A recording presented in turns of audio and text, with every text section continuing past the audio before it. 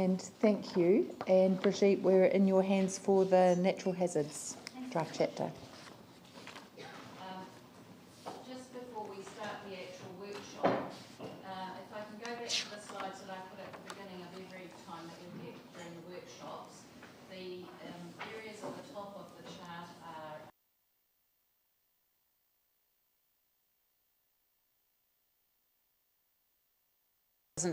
are in the diaries, and today we have Tuesday the 6th of May.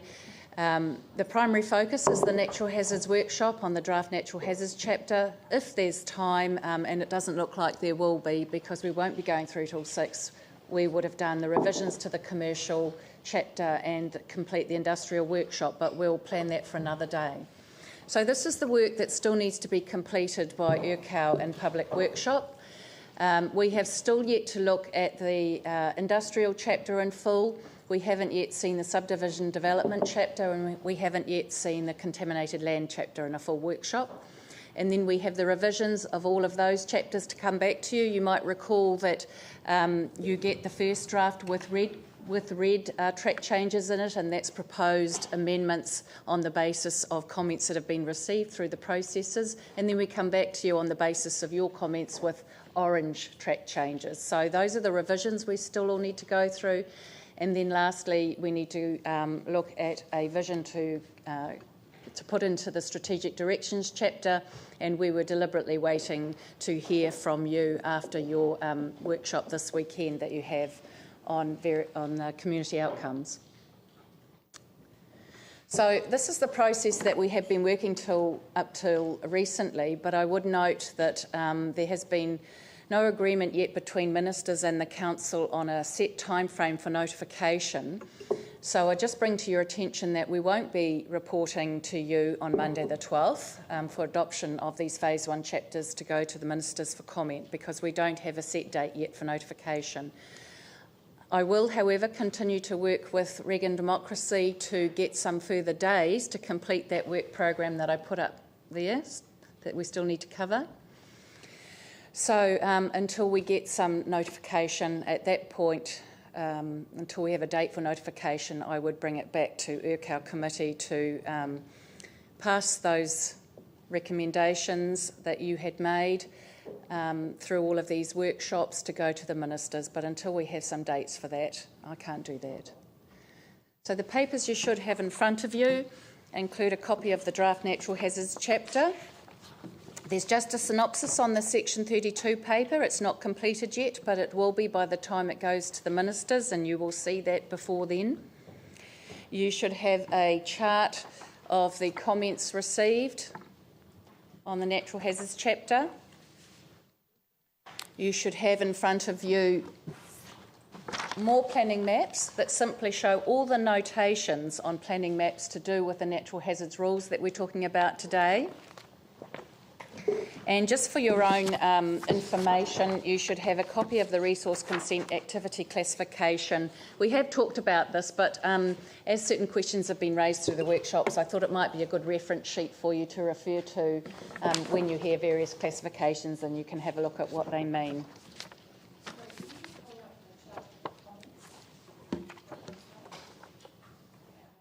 All of this material, the draft chapter, the comments and the Section 32 were sent out later last week, but I can get some more copies made. If I don't know that it's going to hinder your ability to discuss this today, but I can certainly get more copies made.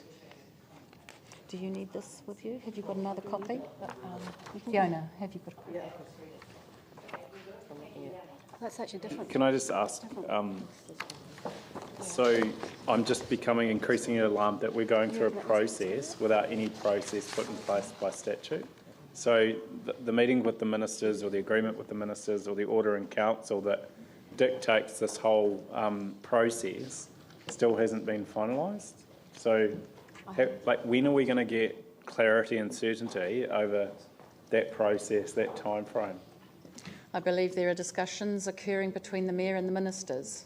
That's all I'm privy to at this stage. That's like, I don't know if any of the councillors who are on that group that meets with the minister can tell us, but I just feel like we're flying blind to a process that we have no certainty or clarity on. Madam Chair, through you, in the absence of there being any new regulation or change to the RMA, we're simply doing what the RMA requires for a district plan review. So the process that the council is going through so far is wholly appropriate for a standard review of a district plan, regardless of what may come out of any discussions between the mayor and the ministers. My concern is we're going through a really condensed, fast process. So if you think about the Section 32, for example, we don't even have a complete Section 32 on natural hazards, which is one of the most significant chapters that we're dealing with, because there's such a tight time frame between getting the work done and getting it to the minister. But now we've heard we don't even have certainty over the time frame.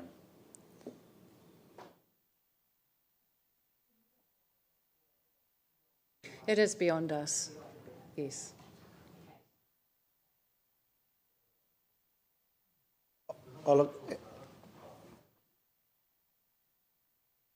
The Section 32, as I've said, this is the only chapter that you haven't yet had a draft Section 32 with. It is under progress, and it will certainly, you will see it before anything goes to the ministers. Yes, just to say, there are other things we had lined up if we had until 6 o'clock, but our primary purpose today is to go through the natural hazards chapter. So I have in front of me people who have worked on that chapter. Janice Carter here is the chapter leader for the natural hazards chapter. I have with me Fiona Eunson, senior planner. Janice will focus on comments in the part to do with flooding rules, and Fiona will deal with the Port Hill natural hazards activities. And we have with us Graham Harrington, also from Council, but the operational side of things, and he will give a brief presentation on rainfall events. And of course, Brent Pizzi, you'll recall, is our in-house legal solicitor on RMA, and Alan Matheson will be joining me shortly. So, over to you, Janice.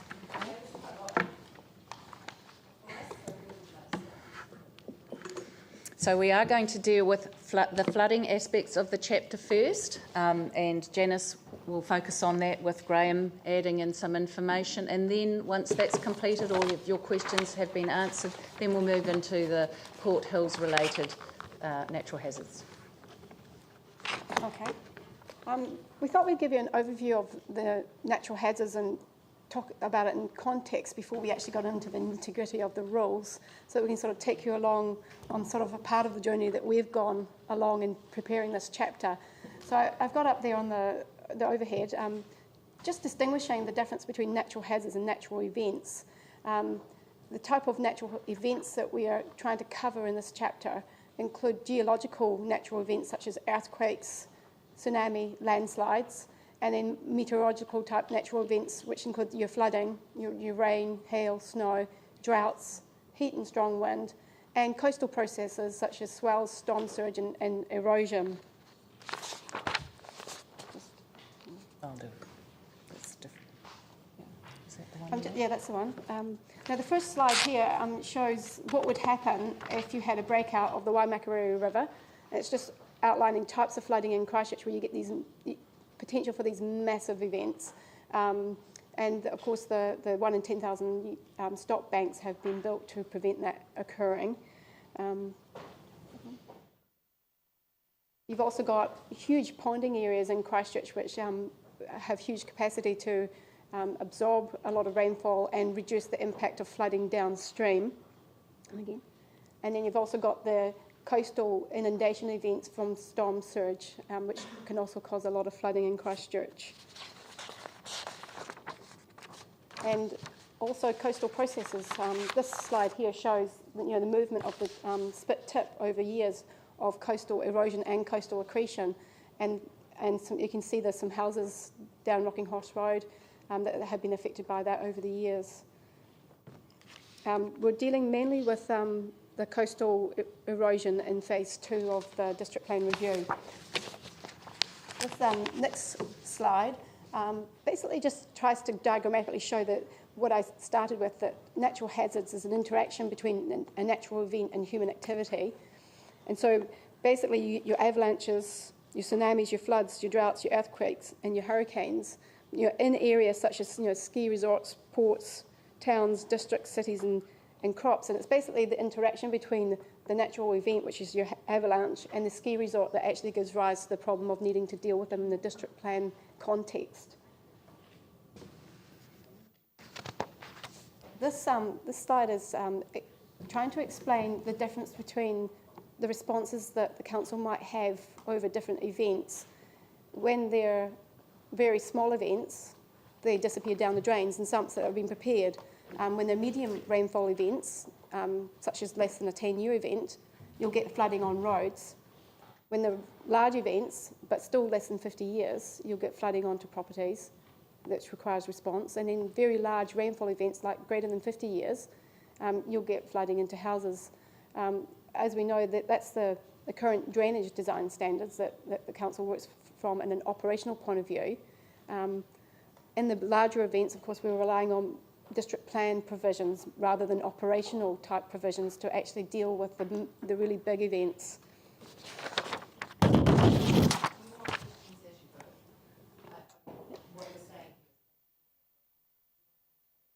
That's fine. Yeah. Yes. Just that, that in terms of what you're coming up to now with probability, the range of either a 50 or 100-year flood clearly isn't a good indicator, and in terms of, and I guess in terms of translating it for public information too. Is there a way still of making that more specific? Graham could answer that. And I know you're coming on to the next slide. But, That's right. Yeah. but in terms of right throughout the plan. Do you want to answer that, Graham? Or? Yeah, well, I could have a go at answering that.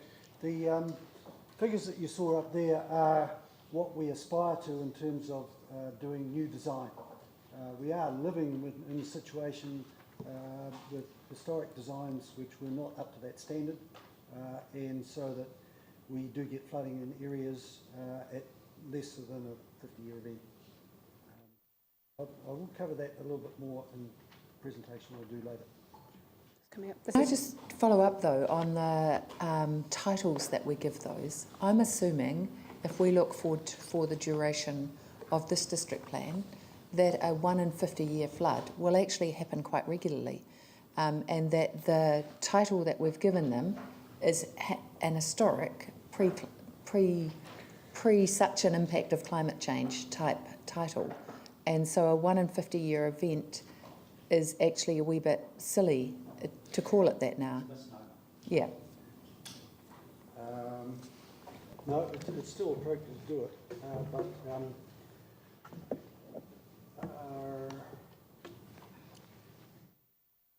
we are getting flooding in some areas, as I said before, at events smaller than that. That's because they are somewhat more vulnerable. But if you have a rainfall of a certain intensity and a certain duration, it still can be classified as a 50-year event. Can I just question that? Because I think it makes this look a bit silly. Clearly, if the impact of climate change is that we get more severe weather events more frequently, then we are going to see storm surges and rain inundation more frequently. So if in 2014,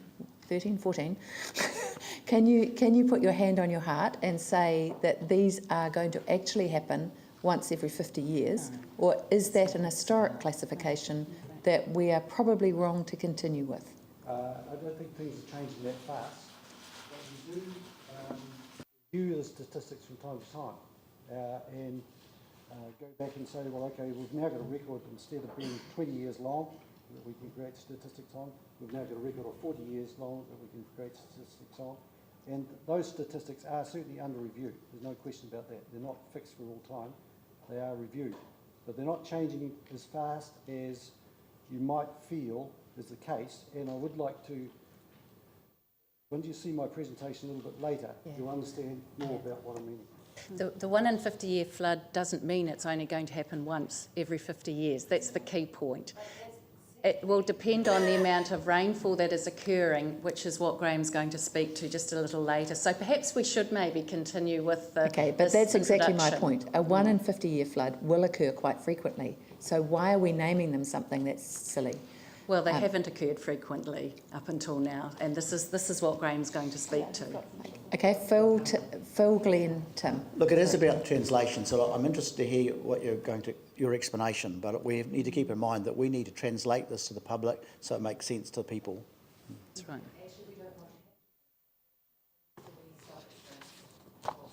Yeah, point taken. So, Got two things. The first was about that seems to have lost credence with the community, so some may prefer percentage, whatever measures we'll get to. But you mentioned before about coastal erosion, you're going to look at that, but I think not accretion, was that right? Was that not within the... coastal hazards will be dealt with in the second phase of chapters. Yeah, and I think you said it won't include accretion, is that right, or did I mishear the... No, you misheard that. I was explaining that the spit tip has had episodes of both erosion and accretion. It has affected the ability to develop in that particular part of South Brighton. Okay. Yeah. Yeah, no, I'll wait to get to that. Yeah. Yes, that'd be good. So carry on. Carry on. Okay. I'll actually wait for your explanation later on, so thank you. That's okay. Just carry on. As I said, this is just an introductory context slides. We do hope to get into more detail later. This slide is basically showing that risk is basically the probability of something happening times the expected consequences. So you're trying to work out how likely it will occur and how big it will be. So it's a sort of like a magnitude and frequency type approach that we're looking at here. Probability of an event and the damage that it's likely to cause. This slide is basically trying to explain the way in which we increase our response with increasing risk. So at the top, you have this intolerable level, and that's basically where we're not prepared to live with the consequences. In terms of the Port Hills, we've used that concept intolerable. For flooding, we have mainly concentrated in this middle area that we talk about worrying, or a different terminology, acceptable, unacceptable, because we can live with it if we have to, but we have to basically change our priorities and put in measures that we think are appropriate to deal with that level of risk. And of course, at the bottom, you've got this minimal risk where we actually, as a district plan response, do very little about it. Fiona will talk about that intolerable risk at the top when she gets to the slope stability work shortly. And I'll just hand over to Graham if you wanted to do yours. Is it not in there? Yes. Yeah. Sure. It doesn't look like it's there. It doesn't quite, does it? Okie doke. Like you, I've been concerned with the number of flooding events that we've had over this last while.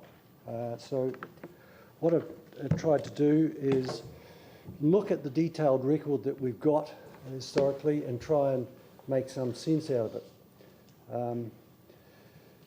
We've actually had in this city in this last year a couple of events which are both 1 in 100-year events.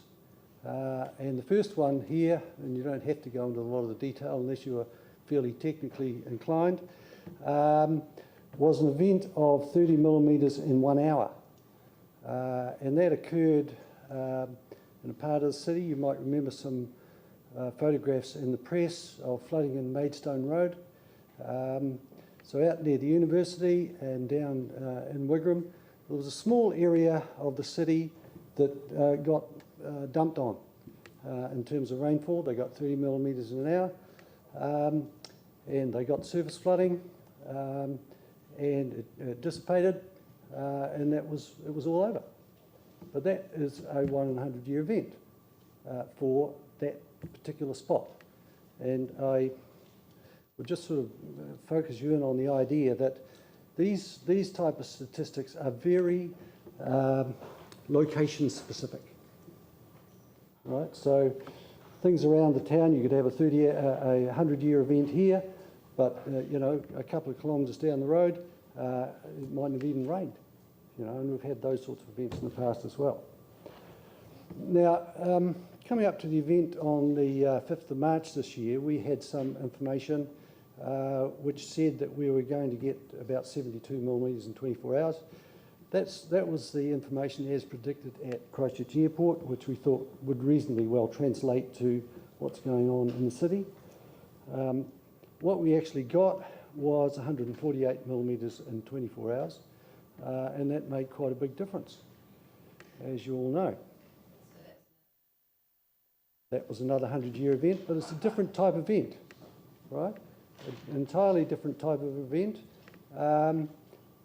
but statistically it's still a 1 in a 100-year event. And you know, I take your point that these things, unless you're, you know, technically into it, you know, something like perhaps I am, they're difficult to discern and probably not a very good tool to use with the public.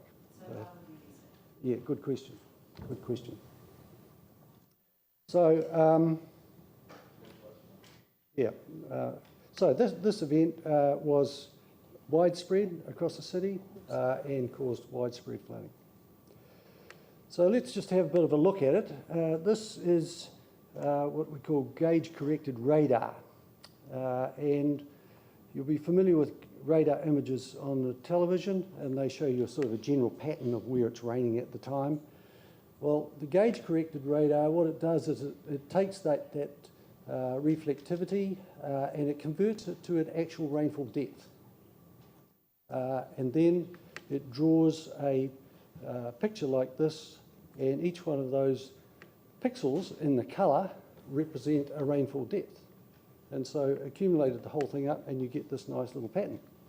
So here we are starting off in the event, and then we get some more, then we get some more, and we get some more, and we get some more, and we get some more.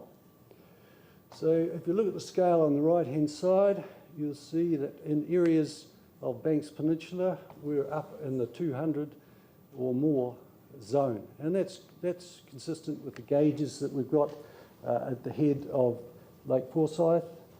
They got over 300 millimetres in this event. What you'll also notice is that in Christchurch City, the coloration there is the red, which is around about 150 millimetres. And out at the airport, the coloration is more down towards the 70 to 80 millimetres. So the prediction that we had was actually correct. It just didn't translate right across the city. It was just, but it did work for the airport.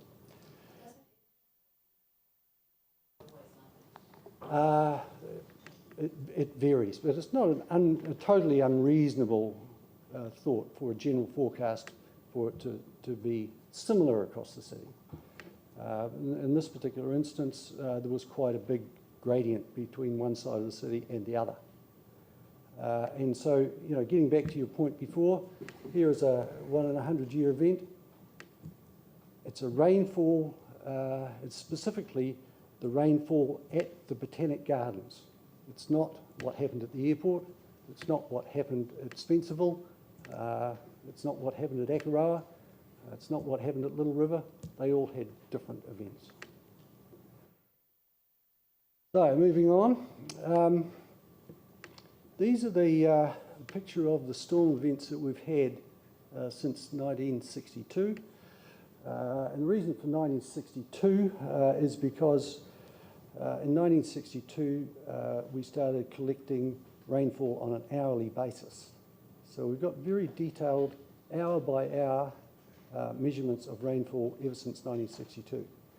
So we can look at rainfall events and compare them in quite some considerable detail. And you'll see here there's a number of events, and this is not just in 24 hours. This is a whole storm event, which in one case there has lasted 9.4 days. That's the axis along the bottom. In other cases is, 1 and a bit days, that sort of thing.